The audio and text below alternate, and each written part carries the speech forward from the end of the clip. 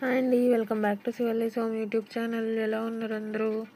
ఈరోజు మనం ఆలు వంకాయ కర్రీ సాఫ్ట్ అండ్ టేస్టీగా ఎలా చేయాలో చూసేద్దామా. తర్వాత ఈ బంగాళదుంపలను పై పొట్టు పీల్ ఆఫ్ చేసి ఇలా పెద్ద పెద్ద ముక్కలుగా కట్ చేసి పక్కన పెట్టుకోవాలి. ఈ కర్రీ కోసం ముందుగా బంగాళదుంపలను ఉడికించుకోవాల్సిన అవసరం లేదు. అలాగే వంకాయలను కూడా ఇలా పొడవుగా కట్ చేసుకొని ఉప్పు వేసిన వాటర్లోకి తీసుకుందాం.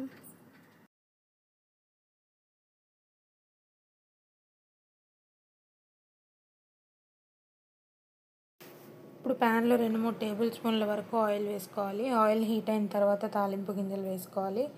అలాగే కరివేపాకు, అలాగే ముందుగా కట్ చేసి పెట్టుకున్న పచ్చిమిర్చి, ఉల్లిపాయలు వేసుకోవాలి. అలాగే ఎండుమిర్చిని కూడా వేసుకోవాలి. అలాగే ఇందులోనే 1/2 టీ స్పూన్ పసుపు వేసుకోవాలి.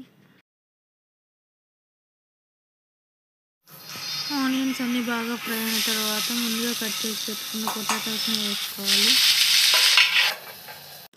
అలాగే వీటితో పాటు కట్ చేసి పెట్టుకున్న వంకాయలను కూడా వేసుకోవాలి.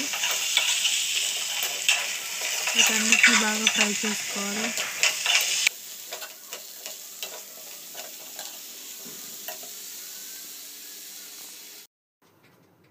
అలాగే ముందుగా కట్ చేసి పెట్టుకున్న 2 టమాటాలను వేసి వీటన్నిటిని ఆయిల్లో బాగా ఫ్రై చేసుకోండి. వీటన్నిటిని ఒకసారి బాగా కలుపుకొని మూత పెట్టి బాగా మగ్గించుకోవాలి. ఇవన్నీ బాగా ఫ్రై అయిన తర్వాత ఇందులోకి రుచికి సరిపడా కారం వేసుకోండి. నేనైతే 2 టేబుల్ స్పూన్ల వరకు కారం వేస్తున్నాను.